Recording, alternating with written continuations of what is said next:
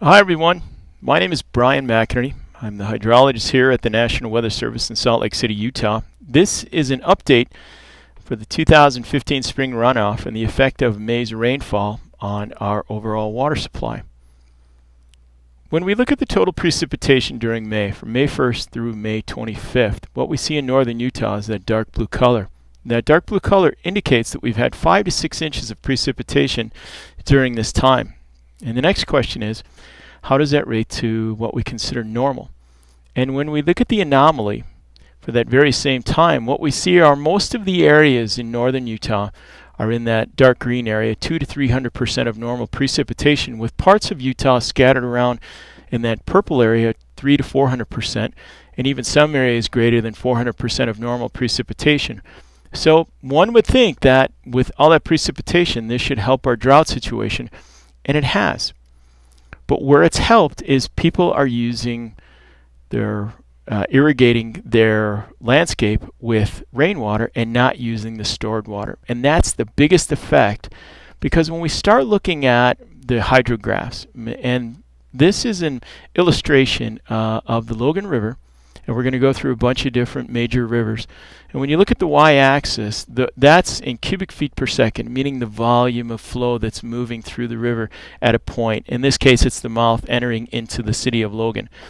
I looked at the hydrograph for 2011, which is a very big year, and what you see compared to the blue, which the blue kind of squiggly line, that's 2015, that's the current year. The climatology of the river is behind that, kind of in that lighter blue and then darker blue and then that pink shade and then a really pink shade. The middle ground between the blue and the pink or the red is where the river typically flows. So for instance, when you look at 2011, it made it up to 1,620 cubic feet per second, or CFS. And that flooded parts of Logan. When you look at 2015, we're up to maybe 400 and maybe 30 CFS due to the rainfall and what remaining snowpack, if any snowpack, we had. And we're almost making it up to normal.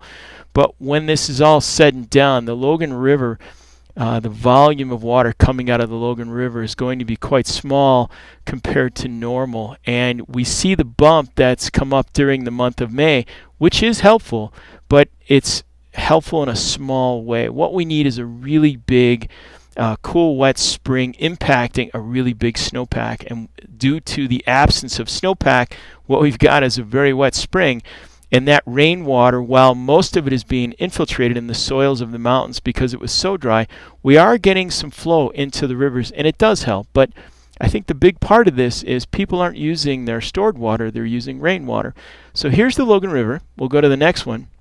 Here's the Weber River, and you can see it's kind of flattened out on that blue line where it says 2015, and that's the flow. We're only maybe at 300 CFS. Typically for this time of year, we should be up around 800 CFS, and in 2011 we were 3,000 CFS at the peak. But you can see how in big years the hydrographs shift because they peak later, because it takes so much more energy to generate meltwater from a very large snowpack, whereas you can see we peaked way early because we had such a minuscule snowpack this year, and now we're seeing the effects of the rain, and it's only those small bumps. And this is on the Weber River near the town of Oakley. On the Provo River, this is above Jordanelle Reservoir.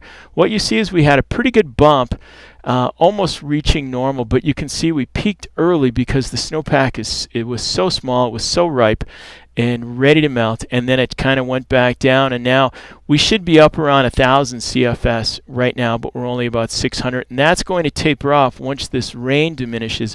But in 2011 we were up to maybe 2,500 CFS, and the volume under that hydrograph is indicative of the volume of water going down into Jordanelle and Deer Creek, where the volume under our current hydrograph shows just how small a volume is going into Jordanelle and Deer Creek. When we look at the Bear River, we see the premature peak in 2015, and in 2011 made it up to 3,000 CFS. This year maybe only made it to 500. That's most likely our peak. And those little squiggles as the line goes horizontal are just the bumps we see from the rainfall. Most of the rain in the higher elevations has infiltrated into the very dry soils. We are seeing some spiky hydrographs and down in the urban areas, but that's due to all the urbanization that we've seen. So there you have it. It's a quick update. I think the main message is this rain is helping, but not as much as your senses would feel, because it's been so wet, so cool during May. But the reality is we've had an absence of snow, absence of snowpack, and our water supply still remains low. Not as low before this, but still low nonetheless. There's my contact info.